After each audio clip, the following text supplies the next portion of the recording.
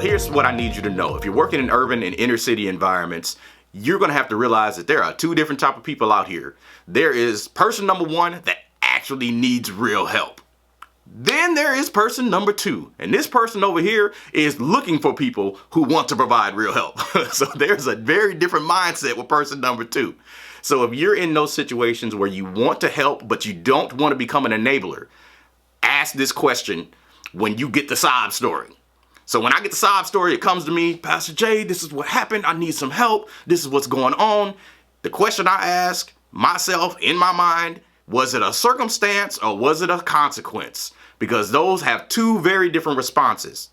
If it's a circumstance, that's something that this person had no control over. It's something that they couldn't have foreseen coming. It's something that happened to them that your heart goes out and you wish, man, I pray that doesn't happen to me. I pray no one I love is in this type of situation. That can be, example, I've had young people get robbed on the way home. Their wallet's taken. They don't have money to get on the bus to go to work or to get to school the next day.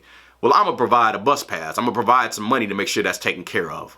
That can be a fire. That can be a domestic situation where someone has to leave out of a place and maybe they don't have, all their clothes. They weren't able to grab food on their way out. Well, I'm going to go to the store. I'm going to help provide for whatever that need is because that's a circumstance. That's something that you couldn't have planned for. That's something that you couldn't have seen coming.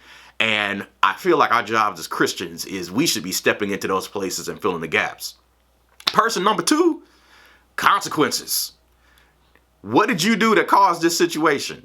For example, you saying that you lost your job and the story comes out that you actually went and cussed your boss out because they asked you to do some extra work that you didn't feel like you were supposed to do. That's a consequence. You're supposed to be hungry. You're supposed to think about that for a little while. Trust me, you get hungry enough, you won't quit your next one. Now, I'm not going to let you die. I'll make sure you get a little something. I'll buy you a protein shake, get you something to make sure you make it through the day.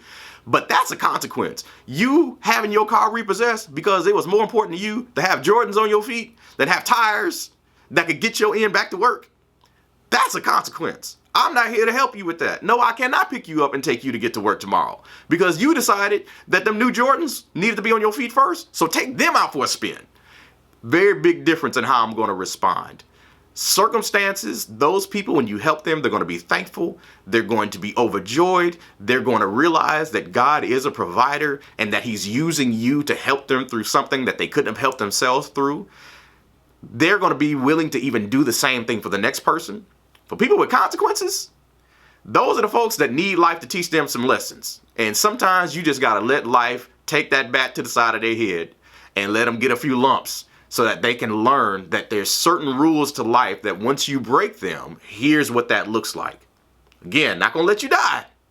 I'm not going to let you fall out and don't have no help. But I'm definitely not going to take the learning experience away from you either. So I hope that helps.